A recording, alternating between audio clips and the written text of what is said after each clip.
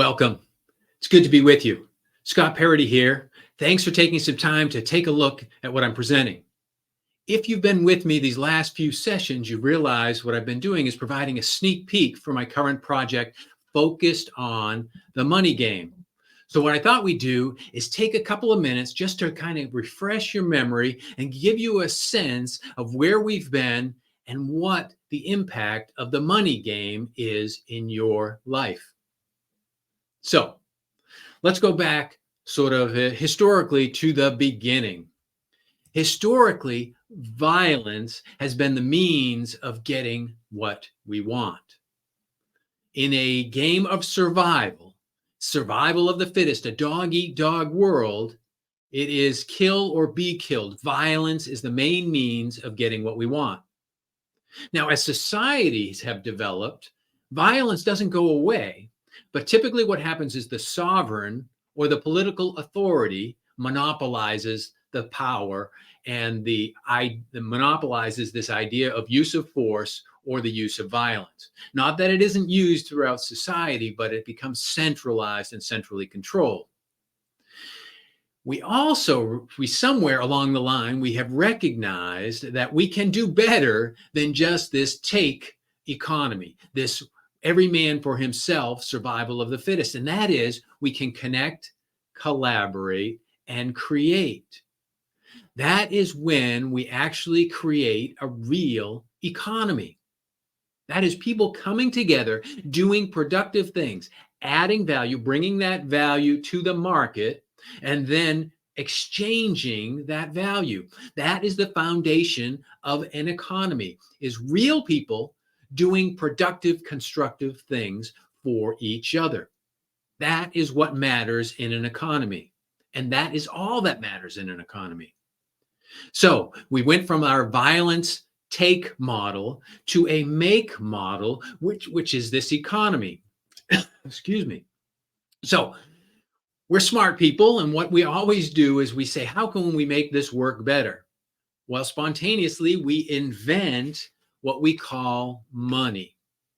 Money is that medium of exchange that then becomes a unit of account and a store of value to help facilitate the real economy. That value that we created, we want to be able to exchange it more easily and more readily. So we create this idea of money. It's nothing more than a bright idea. It's just a bright idea to help us exchange the value that we create. This is how a society grows and prospers. Now, what happens, however, inevitably, we realize that to operate the economy, I must bring value to the table. But then I can trade with money. Well, pretty soon we start connecting the dots and say, I don't really need to bring value to the table. All I need is money. Once that happens, we empower money.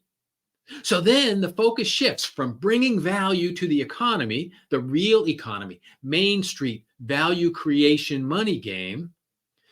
Instead, we focus on acquiring money, and money becomes the ultimate objective. So then the game changes. The game changes in a profound and significant way. So we have the real economy, Main Street value creation money game, which is how wealth is created, how society grows and prospers. We then empower money. We lose our focus on creating value, and now we focus on acquiring money. We acquire money in a new game, through a new game, which then overlays the real economy. This is the financial economy, acquire power money game. It's a power game to acquire money, which ultimately is to acquire assets, which then gives me control over the real economy and ultimately control over people. The question that I pose to you, which game do you want to play? Do you want to play the real economy, Main Street value creation money game? Or do you want to play the financial Wall Street power money game? This is a question that's up to you. I'm not trying to say that one type of play is better than another type of play. What I'm telling you is that we need to understand the game that we are playing. If you are going to play well and potentially win, you've got to understand the rules of the game and you got to develop the skills to play well. This is how the money game works. You got to understand there are two types of games being played, two versions of the money game. They overlap and they're interconnected, but there's the real economy, create value, bring value, do productive, constructive things for people. And then there's the financial power game, which is more like the game of Survivor that I've mentioned before on television, which is outplay, outlast, and outwit. It is a game of deceit and deception, building political alliances, stabbing people in the back. That's just the way the game's played. I'm not making a value judgment on how you play. I'm just saying you've got to understand the game that you're playing. Now, all of this is fundamentally based on one profound question, what I call the golden question. So, which game are you going to play? For what reasons? The profound question is the golden question. What do you want? What do you want? If you can answer that question, and I'll tell you, most people cannot answer that question. The simple answer is I want more. I want more of everything good. Whatever I determine is good. That's not the answer that I'm looking for. What do you fundamentally want? Do you have values and principles that you want to live by? What do you want to experience? What do you want to achieve?